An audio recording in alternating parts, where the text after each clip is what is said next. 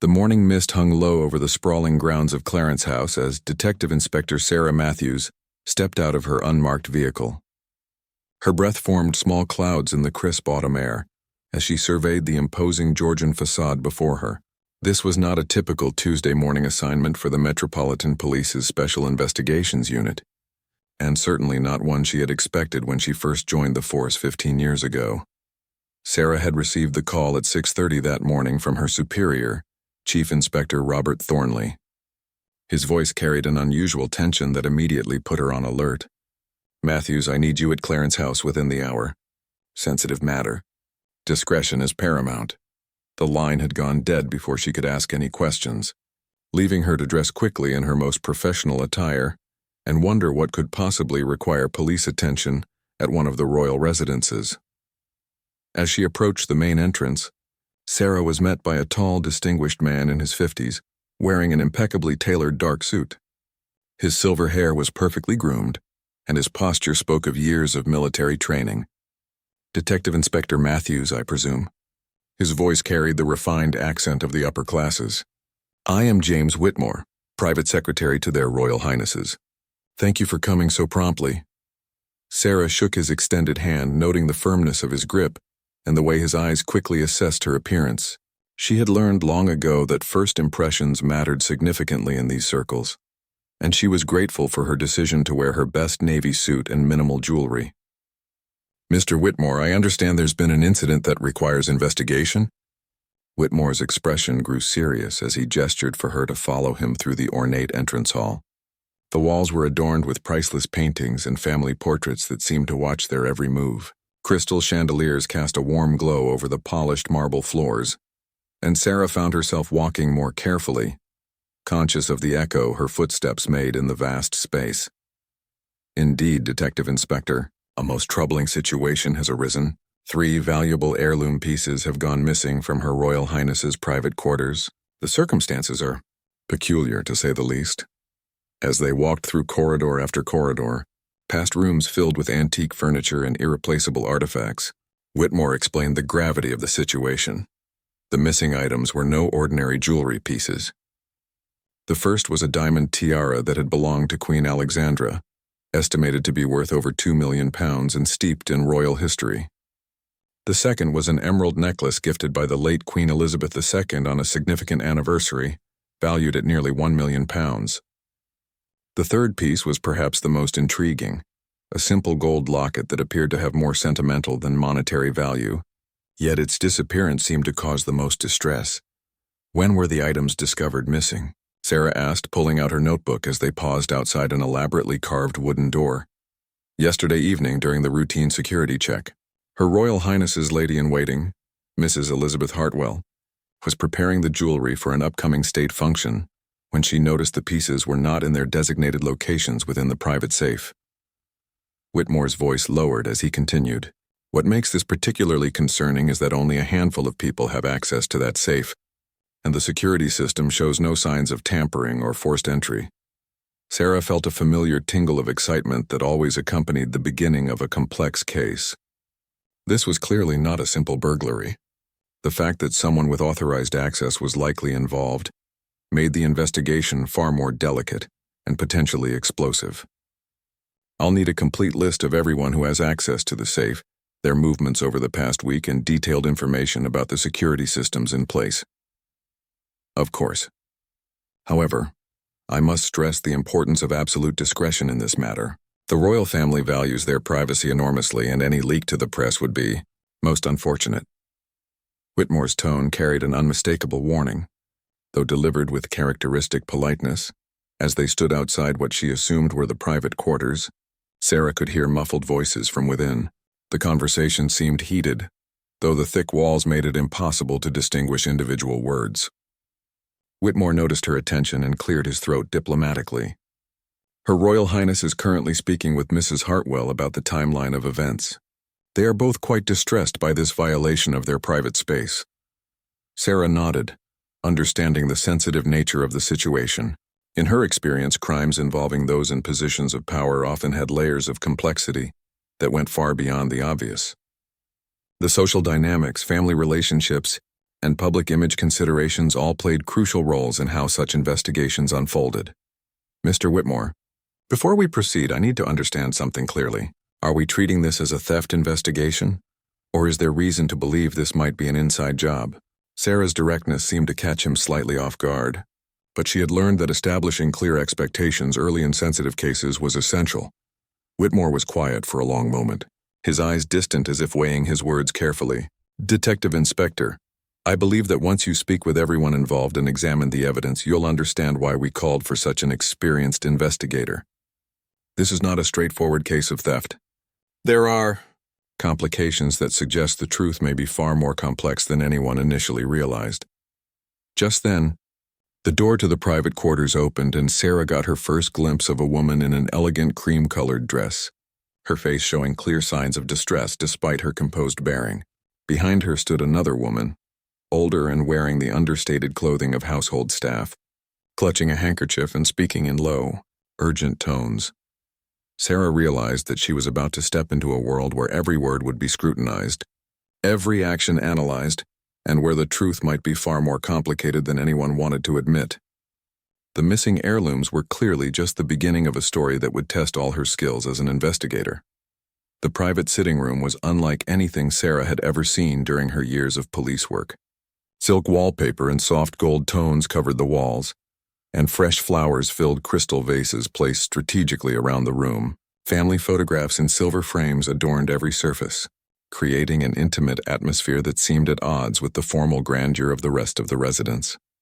Her Royal Highness sat gracefully in a burgundy velvet armchair, her hands folded neatly in her lap, despite the obvious tension in her shoulders. She was smaller than Sarah had expected from seeing her in photographs, but her presence filled the room with an unmistakable authority born of years in the public eye. When she spoke, her voice was measured and careful, each word chosen with precision. Detective Inspector Matthews, I appreciate your discretion in this matter. I realize this must be an unusual case for you. Her eyes, Sarah noticed, seemed to hold secrets that went far beyond the missing jewelry. There was something vulnerable about her expression, as if the theft had shaken her more deeply than she wanted to admit. Your Royal Highness, I understand how distressing this must be. I'd like to start by learning more about these specific pieces. Can you tell me about their significance to you personally?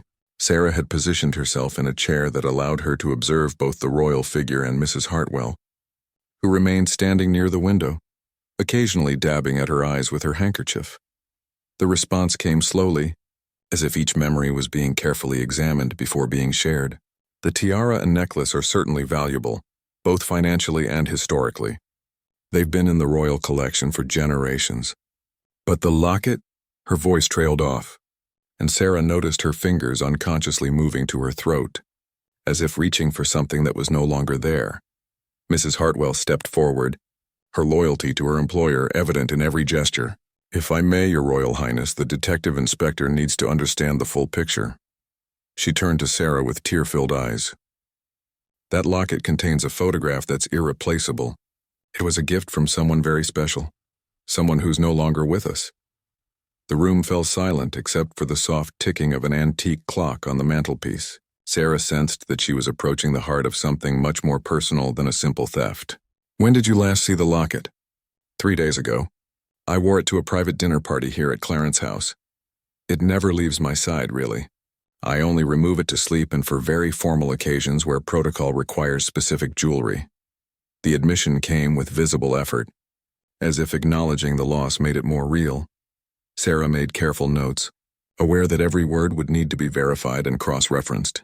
Who attended this dinner party? And can you walk me through your routine for securing the jewelry afterward? Mrs. Hartwell cleared her throat gently. There were 12 guests that evening, all close friends of the family.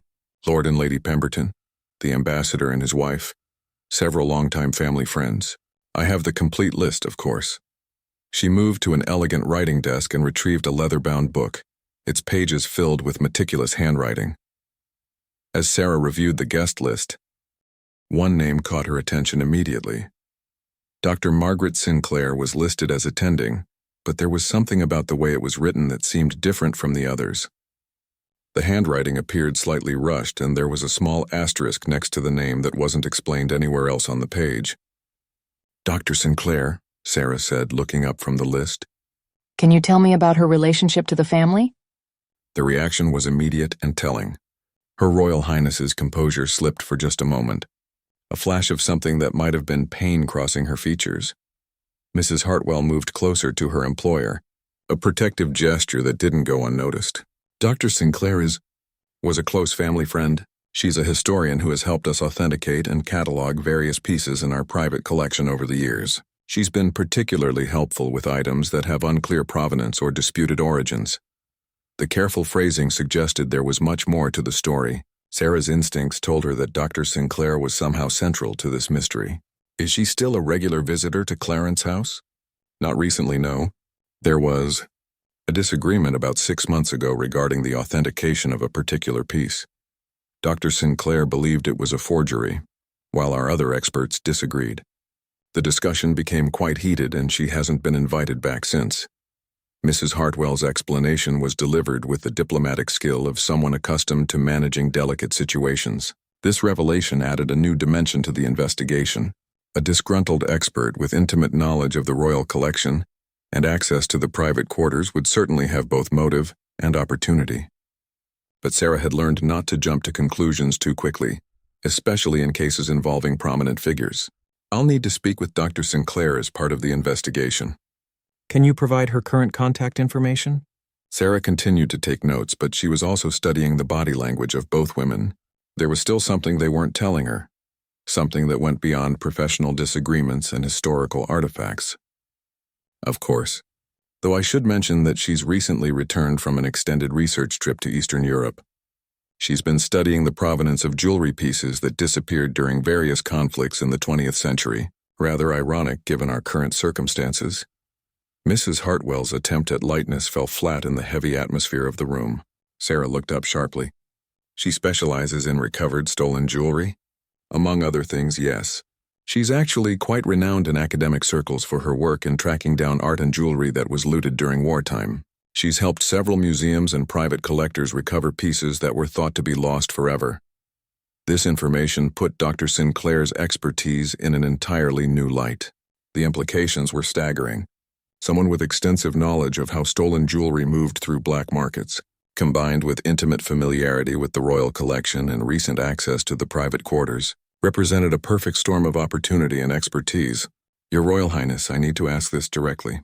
Do you believe Dr. Sinclair could be involved in the disappearance of these pieces? The question hung in the air like smoke from an extinguished candle. Sarah watched as emotions played across both women's faces. Fear, sadness, and something that looked very much like betrayal. Detective Inspector, came the quiet response, I pray that you're wrong, but I can no longer say with certainty that it's impossible. The security office at Clarence's house was a stark contrast to the ornate living quarters above. Banks of monitors displayed feeds from dozens of cameras positioned throughout the property, while sophisticated computer systems hummed quietly in climate-controlled cabinets. Sarah found herself impressed by the level of technology employed to protect the royal family, though she was beginning to suspect that the real threat might have come from within the very circle meant to provide protection. Security Chief Thomas Bradford was a former Special Forces officer whose bearing still carried the rigid discipline of his military background. His graying beard was perfectly trimmed, and his eyes held the watchful alertness of someone accustomed to threats. When he spoke about the missing jewelry, his frustration was evident despite his professional demeanor. Detective Inspector, in 23 years of security work, I've never encountered anything quite like this. The system is foolproof. Biometric scanners, pressure-sensitive floors, motion detectors that can distinguish between a house cat and an intruder. Yet somehow someone walked out of here with 3 irreplaceable pieces, and we have no record of it happening. Sarah studied the bank of monitors, noting the impressive coverage they provided. Show me the footage from the evening of the dinner party through the following morning when the theft was discovered. Bradford's fingers moved expertly across the keyboard, bringing up multiple camera angles on the main screen. Here's the evening of the dinner party. You can see the guests arriving between 7 and 8 p.m. The footage showed elegantly dressed people being escorted through the main entrance, their faces clearly visible as they greeted their hosts. Sarah watched carefully as each guest was identified by Bradford. Lord and Lady Pemberton, an elderly couple who moved with the careful dignity of advanced age. the ambassador and his wife, a younger pair who seemed slightly awed by their surroundings. Several other couples, all appearing to be longtime friends of the family based on their comfortable interactions. Then Dr. Margaret Sinclair appeared on screen, and Sarah felt her breath catch slightly. The woman was striking, tall and elegant, with silver hair pulled back in a sophisticated chignon. She moved with the confidence of someone completely at ease in these surroundings, greeting everyone warmly. But there was something in her posture, a subtle tension that suggested underlying stress. "She seems comfortable here," Sarah observed, noting how Dr. Sinclair navigated the social dynamics of the evening. She should be. Until 6 months ago, she was practically family. Her late husband was a close friend of His Royal Highness, and she continued the relationship after his passing. "She's dined here dozens of times over the years." Bradford's tone carried a note of sadness that suggested he too had been fond of Dr. Sinclair. The footage continued, showing the guests moving through various rooms during the evening. Sarah noticed that Dr. Sinclair seemed to spend considerable time in conversation with Mrs. Hartwell, and at one point, the two women disappeared from view entirely for nearly 20 minutes. "Where did they go during this period?" Sarah asked, pointing to the timestamp showing the gap in their presence. Bradford frowned and switched to different camera angles. "It appears they went to Mrs. Hartwell's private office. It's on the ground floor down this corridor." He indicated the direction on a floor plan displayed on a secondary monitor. "That area has limited camera coverage due to privacy concerns for the staff quarters." This was a significant development. If Dr. Sinclair had spent private time with Mrs. Hartwell in an area with limited surveillance, it provided an opportunity for information exchange that might be relevant to the theft. Sarah made a mental note to question Mrs. Hartwell more thoroughly about this conversation. "Continue with the footage. I want to see everyone's departure." The guests began leaving around 11 p.m., each saying their goodbyes in the main entrance hall. Dr. Sinclair was among the last to leave, and Sarah noticed that she seemed reluctant to go. There was an extended conversation with Mrs. Hartwell at the door, during which the lady-in-waiting appeared to hand Dr. Sinclair something small, too small to identify clearly on the security footage. "Can you enhance this section?" Sarah asked, her detective instincts alerting her to the significance of the exchange. Bradford worked to zoom in and clarify the image, but the resolution wasn't sufficient to determine exactly what had been passed between the women.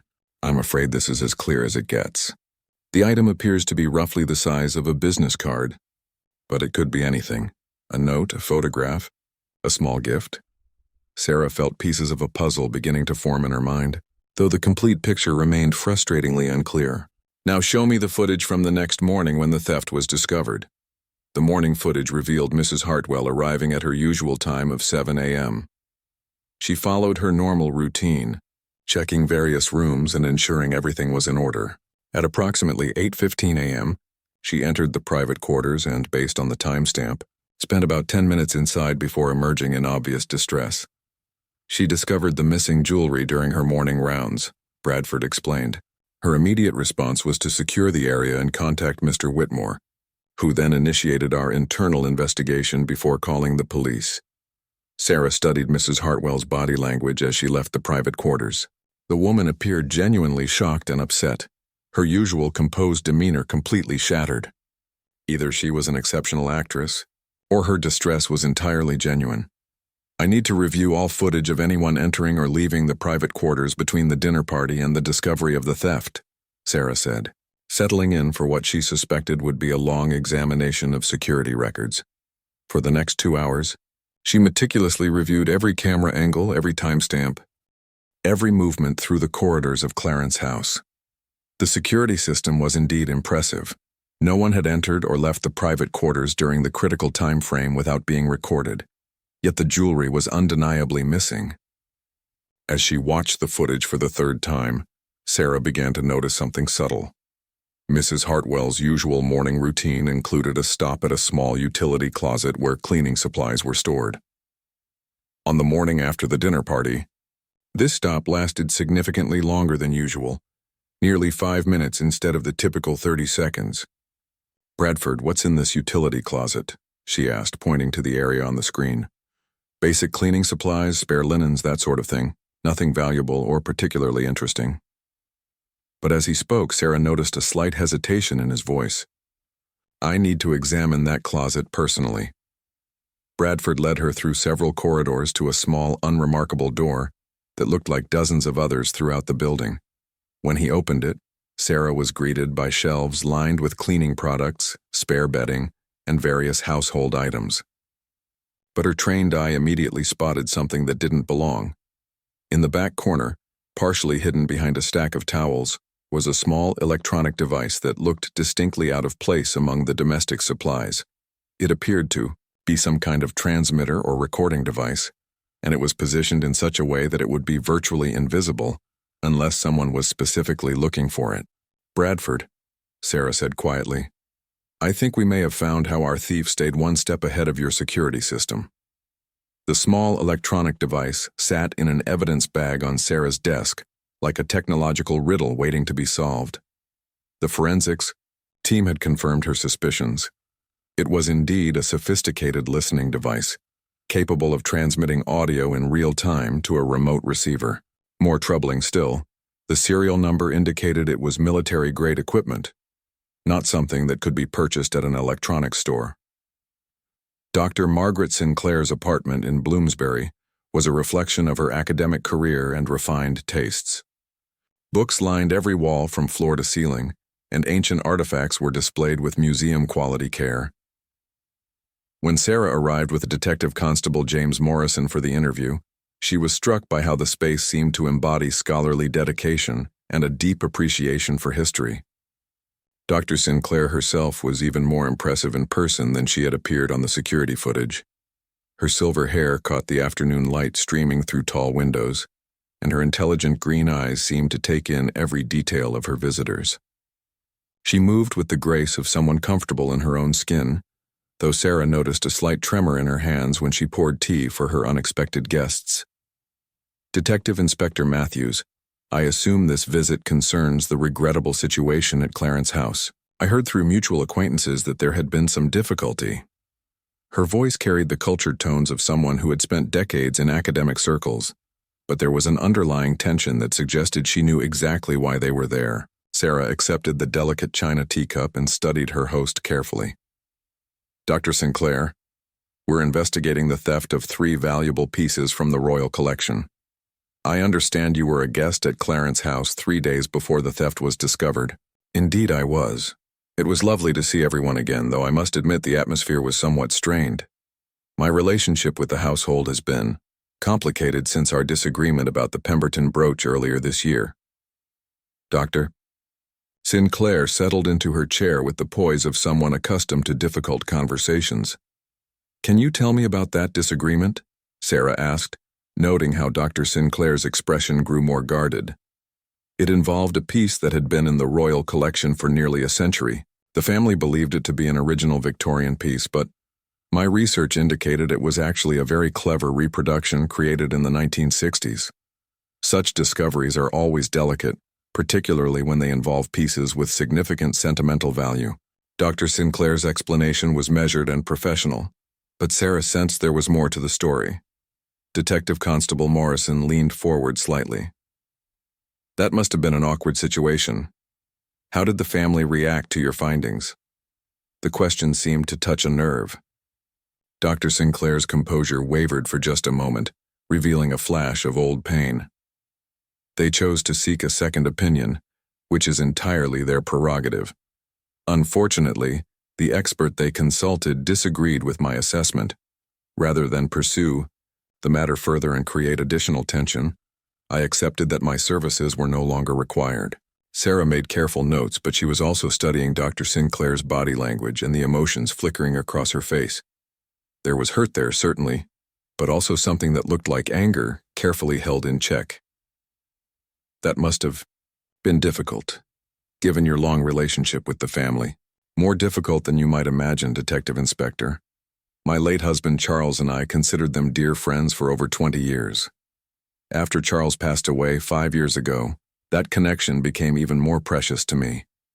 To have it severed over a professional disagreement was devastating." The admission came with visible effort, as if Dr. Sinclair rarely allowed herself to acknowledge such vulnerability. This revelation added new layers to Sarah's understanding of the case. A woman who had lost her husband and then her connection to a surrogate family would certainly have complex emotions about the royal household. Whether those emotions could drive her to theft remained to be seen.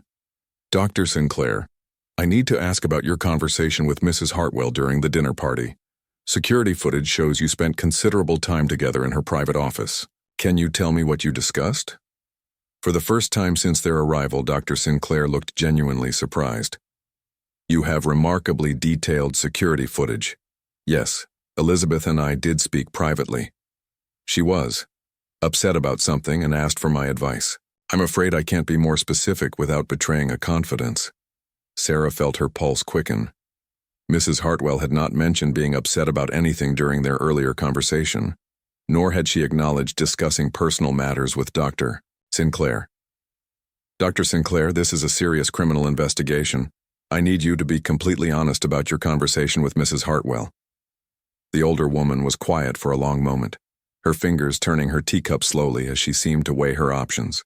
When she finally spoke, her voice was barely above a whisper. Elizabeth discovered something that troubled her deeply. She found evidence that one of the pieces in the royal collection might not be legitimate. What kind of evidence?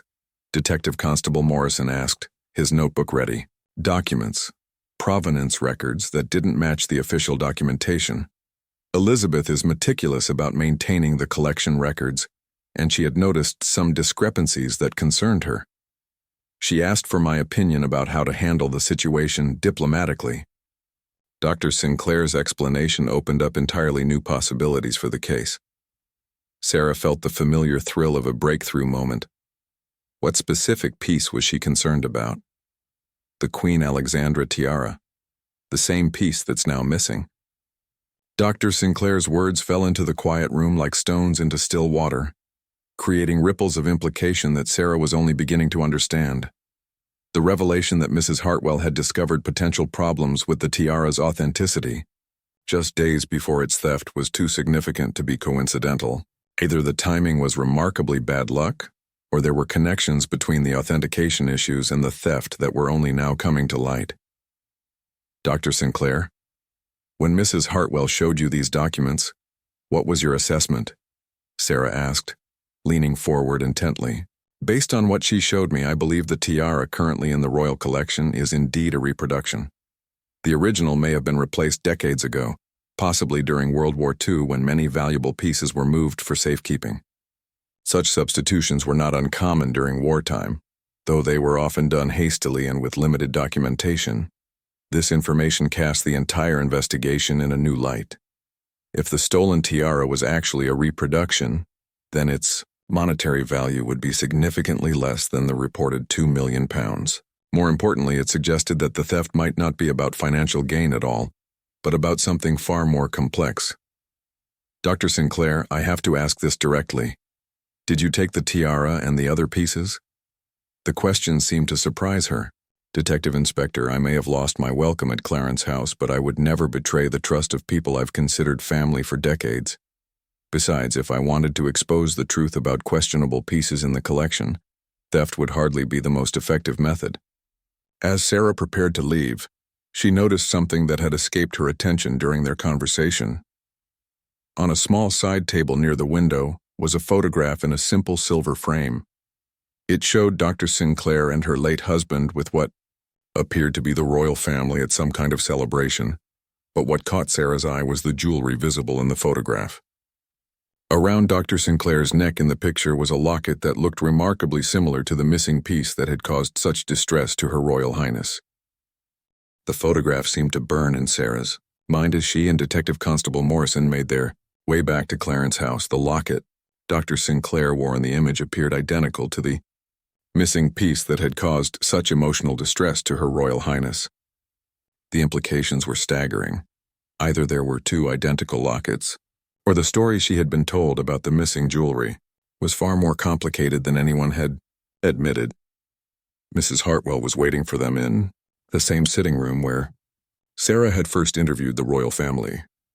The lady-in-waiting appeared even more distressed than during their previous meeting, her usually impeccable appearance showing signs of strain. Dark circles under her eyes suggested sleepless nights, and her hands trembled slightly as she smoothed her skirt. "Mrs. Hartwell, I need to ask you some follow-up questions based on new information that's come to light." Sarah settled into her chair and opened her notebook, noting how the other woman's posture tensed immediately. "Of course, Detective Inspector. I want to help in any way possible to resolve this terrible situation." Despite her words, Mrs. Hartwell's voice carried a note of apprehension that hadn't been present in their earlier conversation. "During the dinner party 3 days ago, you had a private conversation with Dr. Sinclair in your office. She mentioned that you were upset about something related to the royal collection. Can you tell me about that discussion?" The effect of the question was immediate and dramatic. Mrs. Hartwell's face went pale and she reached for her handkerchief with shaking hands. For several moments she seemed unable to speak, her mouth opening and closing silently as she struggled with some internal conflict. I don't know what Dr. Sinclair may have told you, but I'm afraid she's mistaken about the nature of our conversation. We simply discussed general household matters and reminisced about old times." The denial came out in a rush, but Sarah's trained ear caught the telltale signs of deception in the slight elevation of pitch and the way Mrs. Hartwell avoided making direct eye contact. "Detective Constable." Morrison leaned forward gently.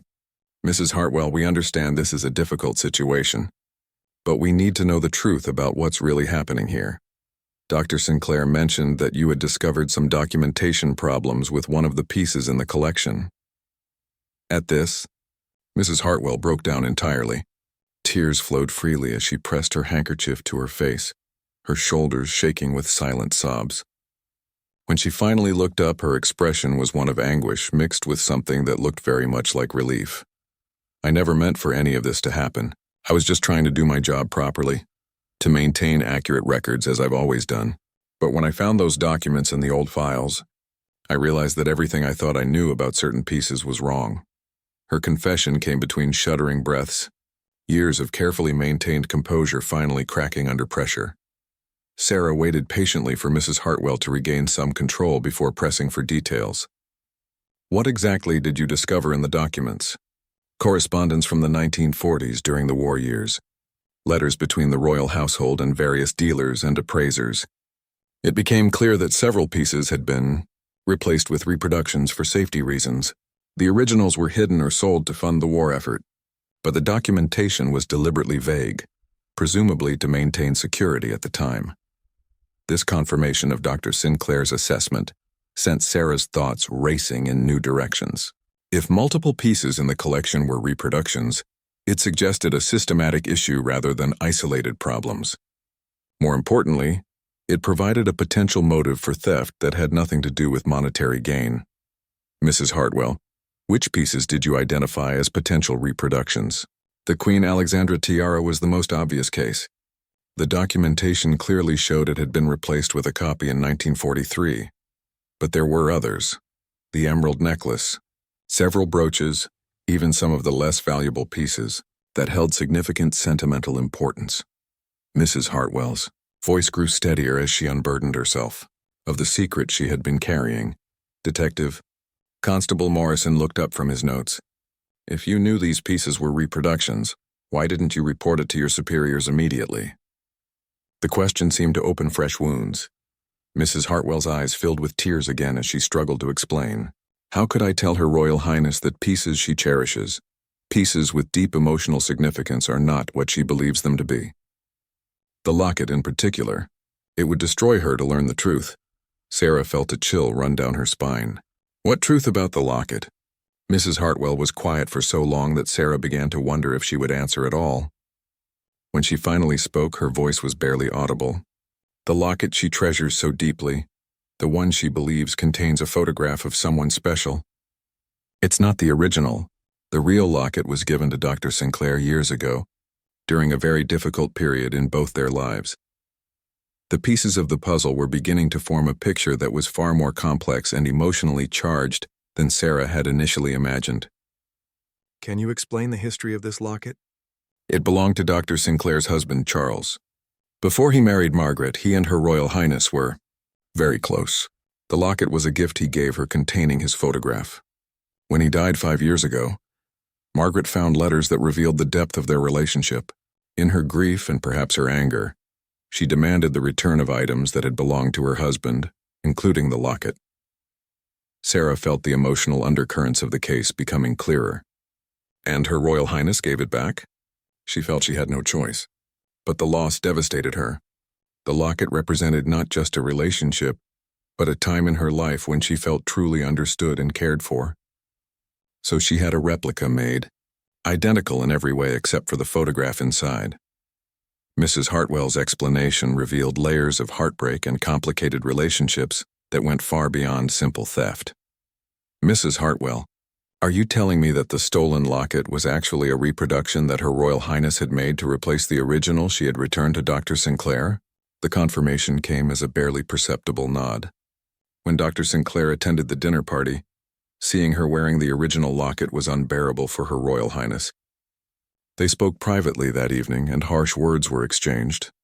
Dr. Sinclair accused her of clinging to memories of a relationship that had never truly existed, while Her Royal Highness defended her right to remember someone who had been important to her. Sarah realized that the theft was beginning to look less like a crime and more like an elaborate attempt to cover up a deeply personal and potentially embarrassing situation. Mrs. Hartwell, where are the missing pieces now? The lady-in-waiting looked toward the window, her expression resigned. Her Royal Highness removed them herself the morning after the dinner party. She couldn't bear to see the reproductions anymore, knowing what they represented. She asked me to report them as stolen rather than explain the truth about their authenticity and the emotional circumstances surrounding their removal. As the full scope of the situation became clear, Sarah found herself confronting a case that challenged every assumption she had made about crime, truth, and the complex motivations that drive human behavior. The weight of Mrs. Hartwell's revelation settled over the investigation like fog rolling in from the Thames. Sarah found herself in uncharted territory, dealing with a case that was simultaneously a non-crime and one of the most emotionally complex situations she had ever encountered. The missing jewelry was not stolen in any legal sense, yet the deception involved multiple parties and had consumed enormous resources. Her Royal Highness entered the sitting room with visible reluctance, her usual composed bearing marred by obvious distress. She had clearly been informed that the truth was emerging, and the prospect of full disclosure seemed to weigh heavily on her shoulders. When she spoke, her voice lacked its usual authority, replaced by the vulnerability of someone whose carefully guarded secrets were being exposed. Detective Inspector Matthews, I understand that Mrs. Hartwell has explained the complexities of our situation. I realize this puts you in a very difficult position, and I apologize for the deception. The words came with obvious effort, each admission seeming to cost her something precious. Sarah chose her words carefully, aware that she was treading in waters where law enforcement, personal privacy, and public perception intersected in ways that could have far-reaching consequences. Your Royal Highness, I need to understand the full scope of what happened. Mrs. Hartwell has explained about the reproductions and the locket, but I need to hear your version of events. The royal figure moved to her usual chair, but instead of sitting with her characteristic poise, she seemed to collapse into it, the weight of years of carefully maintained appearances finally becoming too much to bear. Charles Sinclair was the great love of my life. We met when I was very young, before duty and circumstance dictated the path my life would take. Our relationship was impossible, of course, but for a brief time, we allowed ourselves to imagine a different future. Sarah listened intently, understanding that she was being entrusted with information that could potentially damage the reputation of the royal family if it became public. The responsibility was enormous, but so was the need to understand the truth behind the reported theft. When Charles chose to marry Margaret, I accepted it with as much grace as I could manage. We maintained a friendship over the years, always proper, always careful, but there were moments when the old feelings surfaced. The locket was a tangible reminder of what we had shared, and I treasured it long after I should have let go of such sentiments. The confession seemed to drain some of the tension from her shoulders, as if sharing the burden made it somehow more bearable. Detective Constable Morrison looked up from his notes. Can you tell us about the evening of the dinner party? What happened between you and Dr. Sinclair? The memory clearly caused pain, evidenced by the way she closed her eyes briefly before responding. Seeing her wearing Charles's locket again after all these years was devastating. I had convinced myself that having the reproduction was enough, that the feelings and memories it represented were what mattered. But seeing the original around her neck brought back all the grief I thought I had processed. Sarah found herself moved by the raw emotion in the royal figure's voice, but she also needed to understand the practical implications of what had transpired. What exactly did you say to her that evening? I'm afraid I wasn't at my best. I accused her of deliberately wearing it to hurt me, of flaunting her legal claim to something that held such significance for both of us. She responded by saying that I had been living in a fantasy, clinging to memories of a relationship that had ended decades ago. The painful exchange revealed the depth of unresolved emotions between the two women. Mrs. Hartwell, who had been standing quietly near the window, stepped forward with obvious reluctance. If I may, Your Royal Highness, Dr. Sinclair was also quite distressed by the encounter.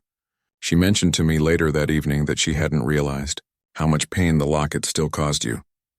This information suggested that Dr. Sinclair's motivations might be more complex than simple vindictiveness. Sarah made a mental note to speak with her again, to get her perspective on the confrontation and its aftermath. Your Royal Highness, can you explain your decision to remove the pieces from the collection and report them as stolen? The question seemed to bring fresh shame, evidenced by the way she avoided eye contact while answering. I realize how foolish it must seem to an outsider, but I couldn't bear to see those reproductions anymore. Every time I looked at them, I was reminded not only of my loss, but of my own self-deception. Reporting them as stolen seemed like a way to make them disappear without having to explain the complicated truth to anyone. Sarah began to understand the full scope of the deception that had been set in motion. Where are the pieces now? In my private safe at Sandringham. I moved them there the morning after the dinner party, before Mrs. Hartwell discovered they were missing. I had planned to think about what to do with them eventually. The admission confirmed that no actual theft had taken place, but it also raised questions about the legal and ethical implications of filing a false police report. The room fell silent as the three women contemplated the complexity of the situation. Sarah found herself weighing multiple considerations: the waste of police resources, the potential for public embarrassment, the genuine emotional distress of all parties involved, and the need to find a resolution that served justice, while protecting those who had been hurt by circumstances beyond their control. Your Royal Highness, I need to be clear about something. While I understand the emotional circumstances that led to this situation, filing a false police report is a serious matter. The resources that have been devoted to this investigation, the potential damage to Dr. Sinclair's reputation, and the disruption to your household staff, all of these consequences stem from the decision to report a theft that didn't actually occur. The royal figure nodded slowly, accepting the gravity of the situation. I understand, Detective Inspector. I'm prepared to face whatever consequences are appropriate. But I must ask, is there any way to resolve this matter without exposing the personal details that led to it? Not for my sake, but for the sake of everyone involved, including Dr. Sinclair and her late husband's memory. Sarah realized that she was facing one of the most challenging decisions of her career. The case file would need to be closed, but how she chose to document the resolution could affect multiple lives and potentially damage relationships that had already endured significant strain. As she considered her options, Sarah thought about the listening device that had been found in the utility closet. With everything else that had been revealed, she realized there was still one mystery that remained unsolved, and it might hold the key to understanding whether malicious intent had played any role in these events. The mystery of the listening device proved to be the final piece of a puzzle that revealed the true depth of loyalty and sacrifice within the household staff.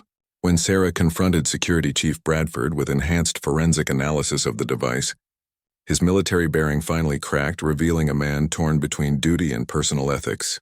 Detective Inspector, I placed that device myself, he admitted, his voice heavy with resignation. When Mrs. Hartwell came to me with her concerns about the collection documentation, I realized we might be facing a situation that could potentially embarrass the royal family. I needed to monitor conversations to ensure that if anyone was planning to exploit this information, we would be prepared. Sarah studied his weathered face, seeing the conflict of a man who had devoted his career to protection, but had crossed ethical lines in service of that mission. So you were aware of the authentication issues before the dinner party? I suspected something was troubling Mrs. Hartwell, yes. But I had no idea about the personal history involving Dr. Sinclair and the locket. That revelation came as completely unexpected during my monitoring of the post-dinner conversations. Bradford's admission filled in the gaps of surveillance that had puzzled Sarah throughout the investigation. The complete picture that emerged was one of multiple parties acting from love, loyalty, and pain rather than malicious intent. Mrs. Hartwell had struggled with knowledge that could hurt someone she had served faithfully for decades. Her Royal Highness had been overwhelmed by grief and memories she had never fully processed. Dr. Sinclair had attended the dinner party, hoping to rebuild a fractured friendship, not knowing that her presence would reopen old wounds. 2 weeks later, Sarah found herself in an unprecedented situation, closing a case file that officially recorded the recovery of missing items without theft charges being filed. The delicate language of her final report noted that the pieces had been located in an alternate secure location due to a miscommunication regarding storage protocols. It was bureaucratic fiction, but it served to protect all parties while satisfying the administrative requirements of the investigation. The real resolution, however, took place in a private meeting arranged at Dr. Sinclair's apartment. Sarah had suggested the gathering as a way for all parties to find closure, without the formal constraints of an official proceeding. When she arrived, she found the 3 women who had been at the center of the emotional storm, sitting together in Dr. Sinclair's elegant living room. Dr. Sinclair had prepared tea with her usual grace, but there was a nervous energy in her movements that suggested she was as uncertain about the outcome as everyone else. Mrs. Hartwell sat stiffly in her chair, clearly uncomfortable with the informal setting, but determined to see the situation through to its conclusion. Her Royal Highness appeared smaller than Sarah remembered, as if the revelation of her secrets had diminished some essential part of her public persona. Dr. Sinclair, Her Royal Highness began, her voice carefully controlled. I owe you an apology for my behavior at the dinner party. My words were cruel and unfair, motivated by grief that I should have processed years ago rather than directing toward you. The older woman's eyes filled with tears, but her response was measured and thoughtful. We both said things that were hurtful. I think perhaps we were both carrying pain that we had never properly addressed. Charles would be devastated to know that his memory had become a source of conflict between 2 people he cared about deeply. Sarah watched as years of accumulated hurt and misunderstanding began to give way to honest communication. The conversation that followed was sometimes difficult, often emotional, but ultimately healing. Dr. Sinclair spoke about her own grief after losing Charles, and how seeing the reproduction locket had forced her to confront feelings of possessiveness she had thought were beneath her. Her Royal Highness acknowledged that her attachment to the locket had perhaps been an unhealthy way of avoiding the reality of choices made decades earlier. Mrs. Hartwell, who had carried the burden of secrets and divided loyalties, found her voice during the discussion. If I may say so, both of you have suffered enough over this situation. Perhaps it's time to find a way forward that honors Charles's memory while allowing both of you to find peace. The solution that emerged was both elegant and emotionally satisfying. Dr. Sinclair offered to donate Charles's locket to a memorial collection being established in his honor at the university where he had taught. Her Royal Highness would contribute her reproduction locket to the same collection, along with a written tribute to their friendship. The gesture would allow both women to let go of objects that had become sources of pain, while creating something positive from their shared history. As for the authentication issues that had started the entire sequence of events, Dr. Sinclair agreed to work with Mrs. Hartwell to quietly research the provenance of questionable pieces in the collection. Any reproductions would be properly documented and, where appropriate, efforts would be made to locate the original pieces or establish memorial displays that honored their historical significance without deceiving future generations. The emerald necklace and tiara were returned to their proper places in the collection, with updated documentation that acknowledged their status as historically significant reproductions rather than original pieces. The transparency was painful initially, but ultimately liberating for everyone involved. 6 months later, Sarah received an invitation to the opening of the Charles Sinclair Memorial Collection at the university. The event was small and private, attended by academics, former students, and a few close friends. She watched from the back of the room as Dr. Sinclair and Her Royal Highness stood together before a display case containing two identical lockets. Their shared history transformed from a source of pain into a celebration of lasting friendship and the complex nature of human relationships. In her final notes on the case, Sarah reflected on the lessons she had learned about the difference between legal truth and emotional truth, and the ways in which love and loss could drive people to make choices that seemed inexplicable to outsiders. The investigation had challenged her assumptions about crime and punishment, showing her that sometimes the most important healing happened not in courtrooms but in quiet conversations between people willing to acknowledge their shared humanity. The case officially remained closed as resolved without prosecution, but for Sarah, it represented something far more significant, a reminder that behind every investigation, no matter how prominent the players or unusual the circumstances, there were real people struggling with the universal experiences of love, loss, and the hope for redemption.